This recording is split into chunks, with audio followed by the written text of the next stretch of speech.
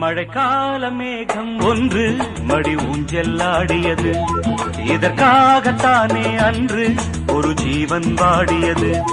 மழைக்கால மேகம் ஒன்று மடி ஊஞ்செல்லாடியது.